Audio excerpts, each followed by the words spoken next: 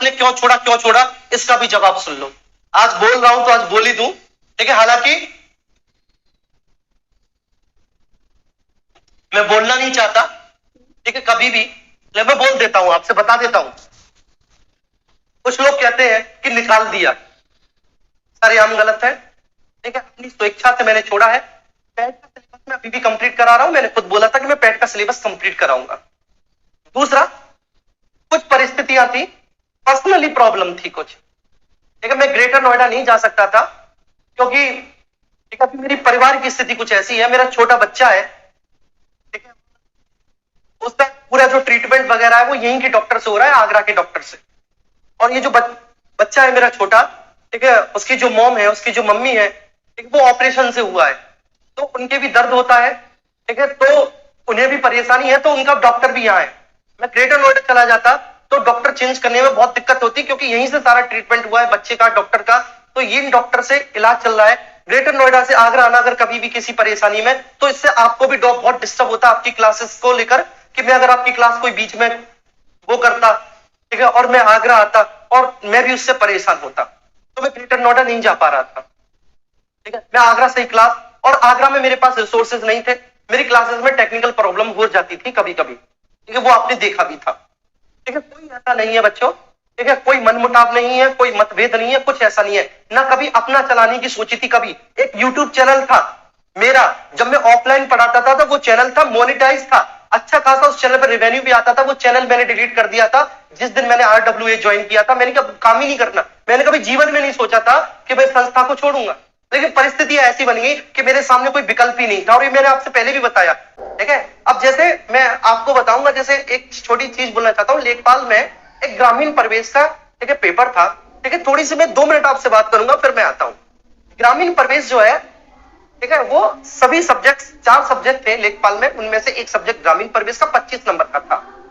बहुत challengeable subject था, क्योंकि इससे पहले लेखपाल का पेपर, ठीक है, 2015 में हुआ था। 7 साल बाद पेपर हो रहा था, किसी को आइडिया नहीं था कि ग्रामीण परिवेश कैसा पूछा जाएगा, कैसा नहीं। सिलेबस में 9 टॉपिक थे, 9 सिलेबस में, 9 की 9 टॉपिक पूरी ईमानदारी से यूट्यूब पर पूरी मेहनत के साथ पढ़ाए, पूरी मेहनत के साथ, ठीक है, कोई कसर नहीं छोड़ी। बच्चे ने कहा कि सर ये पढ़ाऊं तो वो पढ़ाया, उसने कहा कि सर ये पढ़ाऊं तो ये पढ़ाया, हर चीज पढ़ाई। एग्जामिनर ने केवल एक टॉपिक से उठा के पूछ लिया, केंद्र की योजनाएं और राज्यों की योजनाएं। 17 क्वेश्चन स्क्रीनशॉट मैंने केवल अपने एक लेक्चर से दिखा दिए थे टेलीग्राम ग्रुप में। अब चूंकि मैं उस संस्था का सदस्य नहीं हूं तो नहीं बोलूंगा, लेकिन टेलीग्राम ग्रुप में, जबकि वहां के जो ऑनर साहब है उन्होंने बोला था कि दिग्विजय आप इस पर वीडियो लेकर आओ। मैंने कहा सर मैं कभी बच्चों के सामने क्लैरिफिकेशन नहीं करता कि मेरा कितना फंसा या कितना नहीं फंसा, मैं नाचता नहीं हूं, ठीक है। मैं प्लेटफॉर्म पे भी बता सकता था कि कितने क्वेश्चन, 17 क्वेश्चन स्क्रीनशॉट के थे जो यूट्यूब की क्लासेस के थे। एप्लीकेशन की क्लासेस लगा दिए तो 21 क्वेश्चन से 25 में से जो मेरी क्लासेस से फंसे। दिक्कत ये थी, बच्चा नाराज इसलिए मुझसे था क्योंकि उसे मुझसे उम्मीद बहुत थी। आप नाराज किससे होते हो? जिससे उम्मीद होती है। उससे उम्मीद ये थी कि दिग्विजय इतनी मेहनत से पढ़ा रहा है, सबसे ज्यादा यूट्यूब पर देखा जा रहा था मैं, सबसे ज्यादा बच्चा मुझे पसंद कर रहा था, ठीक है, सबसे ज्यादा व्यू थे, सबसे ज्यादा पॉजिटिव कमेंट थे। ये बात खुद मैंने नहीं, ये बात मेरे कलीग्स ने बोली थी मुझे कि बहुत मेहनत कर रहे हो दिग्विजय तुम इस सब्जेक्ट में। दिन रात लगा रहता था इस सब्जेक्ट में, नया सब्जेक्ट था ये, उसके बावजूद भी कोई कसर नहीं छोड़ी। और ये सब्जेक्ट मैंने, ठीक, मुझे दिया गया था ये सब्जेक्ट,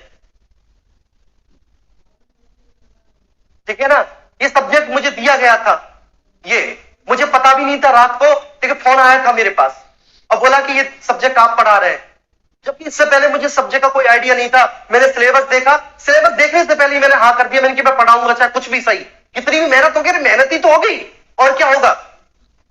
मैंने कहा मैं पढ़ाऊंगा, पढ़ा। जब मैंने हाँ बोल दी, कमिटमेंट कर दिया कि हाँ मैं पढ़ाऊंगा, तब मैंने सिलेबस देखा है।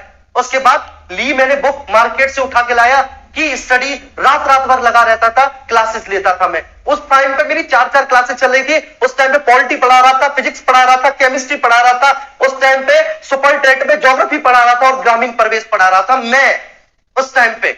मैं कहना नहीं चाहता, लेकिन फिर भी आपको अगर, ठीक है, मुझ में कमी दिखती है, फिर भी आप उपहास उड़ाना चाहते हैं, मेरी बेइज्जती करना चाहते हैं, आपका स्वागत है। लेकिन आप जो है अपनी नाकामियों को यह कहकर नहीं छुपा सकते कि साहब इसकी गलती थी। ये पता है, हर असफल इंसान की ये पहचान होती है कि वो अपनी नाकामियों को दूसरे के ऊपर डाल देता है। ठीक है, जैसे आपने सुना होगा कई लोगों से, मैं इसलिए नहीं पढ़ पाया क्योंकि मेरे घर पे बिजली नहीं थी, मैं नहीं पढ़ पाया, मेरे माँ बाप गरीब थे। अरे कल परसों एक फोटो वायरल हुआ, एक छोटा सा बच्चा जो है, ठीक है, वो स्ट्रीट लाइट में अपने घर की छत के ऊपर, और छत पे भी टीन पड़ी हुई है, उस पर बैठ के पढ़ रहा है।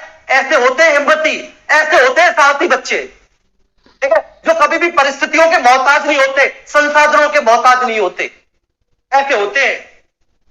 ठीक है, कोई बात नहीं, संसाधन नहीं तो क्या, वो खुद अपनी दिशा तय करते हैं, वो खुद अपना रास्ता बनाते हैं, वो, ठीक है, वो दूसरे पे ब्लेम नहीं करते वो, ठीक है। मैंने सुन लिया, अब मैं स्क्रीनशॉट नहीं दिखा सकता क्योंकि because I am not a member of this organisation, that organisation, तो इसलिए ठीक है उनके स्क्रीनशॉट को यहां पे दिखाना मेरे लिए अनैतिक है, ठीक है। हालांकि वो इतने अच्छे हैं कि मुझसे कुछ नहीं कहेंगे, इस बात को मैं स्वीकार कर रहा हूं, वो ना कोई स्ट्राइक लगाएंगे ना कॉपीराइट लगाएंगे मेरी वीडियो पे, ठीक है, लेकिन फिर भी ये जो अनैतिक है अनैतिक है, लेकिन मैं हमेशा सत्य का साथ देता हूं, नैतिकता के साथ खड़ा रहता हूं। लेकिन मैंने कभी जिक्र नहीं किया, आज से पहले मैंने कभी नहीं बोला, मैंने कोई बात नहीं, उठा के देख लेना, ठीक है, टेलीग्राम ग्रुप में आज भी स्क्रीनशॉट पड़े हुए हैं, जो पूछा है वो बोला है, वो जो पूछा है केवल यूट्यूब क्लासेस से, एप्लीकेशन की तो छोड़ ही दो, और तुमने जो कहा वो पढ़ाया, तुमने कहा जितने घंटा पढ़ाया, तुमने जितने घंटा बोला उतने घंटा पढ़ाया, ठीक है, मैराथन ली, सब्जेक्टिव क्लास ली, ऑब्जेक्टिव क्लास ली, प्रीवियस ईयर लिए, सब लिए, उस सब्जेक्ट में क्या कमी छोड़ी? एग्जामिनर ने ही अगर 8 टॉपिक को छोड़कर केवल एक टॉपिक से पूछ लिया तो उसमें मैं क्या कर सकता हूं? ठीक है, मेरी पॉलिटी भी तो देखो उसमें, कि मेरी पॉलिटी का एक भी क्वेश्चन अगर बाहर गया हो उसमें, उसी एग्जाम में। क्या बात करते हो साहब, अपनी नाकामियों को दूसरे के ऊपर डालते हो, वो भी तो बच्चा है। मैसेज है मेरे पास जिसका 82 83 बन रहा है लेखपाल में, धन्यवाद कह रहा है कि सर आपकी वजह से मेरे 17 क्वेश्चन 18 क्वेश्चन सही हुए ग्रामीण परिवेश में। मैंने कभी जीवन में नहीं सोचा था, आप भी तो तारीफ कर रहे थे जब मैं पढ़ा रहा था, आप भी तो तारीफ करते थे कमेंट बॉक्स में कि आप डायमंड हो, आप हीरा हो, आप चीता हो, आप शेर हो, आपके जैसा कोई नहीं है और वो नहीं है। ठीक है, कमेंट करने से बेहतर है अगर खुद पे मेहनत कर लिए होते तो मुझे गाली नहीं दे रहे होते।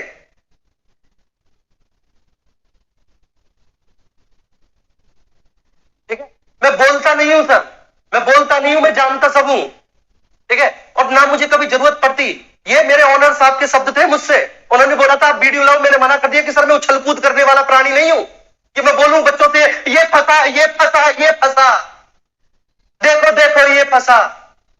ठीक है, मैंने कहा बच्चा जो सिलेक्ट हुआ है, जो सिंसियर है, जिसके मार्क्स आए हैं, उसे सब पता है। ठीक है, और बाकी का जो फेल्यूअर है ना, वो तो आपको भी गाली देगा, वो मुझे भी गाली देगा, वो सबको गाली देगा। ठीक है, वो अपनी असफलता आप ही के ऊपर, मेरे ऊपर थोपेगा।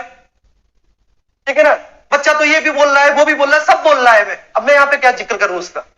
आरओ आएगा, आरओ पढ़ाऊंगा, पीसीएस आएगा, पीसीएस पढ़ाऊंगा, नोटबुक से क्वेश्चन मिला लेना, क्लास नोट से क्वेश्चन मिला लेना, चैलेंज के साथ बोलता हूं। यूपीएसआई में पढ़ाया था, यूपीएसआई में 2 स्टार सीरीज पॉलिटी पे पढ़ाई थी, यूट्यूब पे आज भी क्वेश्चन के क्वेश्चन रख के दिखा दिए थे यूट्यूब से, यूट्यूब की क्लासेस से स्क्रीनशॉट भेज दिए थे। क्या बात करते हो साहब, जितना महीने का तजुर्बा नहीं है तुम्हें, उतनी सालों से पढ़ा रहा हूं।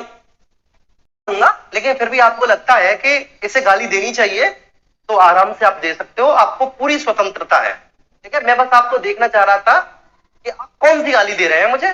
ठीक है, बाकी आपका ब्लॉक करना या आपको हटाना या आपको रिमूव करना, ऐसा मेरा कोई उद्देश्य नहीं है। मैंने देखा है, मैं आप सब लोगों के सामने बोला, मैंने देखा है, मैंने कई सारी वीडियोस देखी है, कुछ लोगों ने डाल रखा है कि मैंने क्यों छोड़ा ये, वहां पे मैंने सभी तरह के कमेंट देखे, पॉजिटिव भी नेगेटिव भी, सभी देखे। ठीक है, देखो जो लोग गाली देते हैं वो मेरे लिए भगवान होते हैं। क्यों? क्योंकि मुझे ये लगता है कि आखिर ये जो मुझे गाली दे रहा है, देखिए ऐसी क्या कमी रह गई मुझ में, ये मुझसे किस बात पे नाराज है।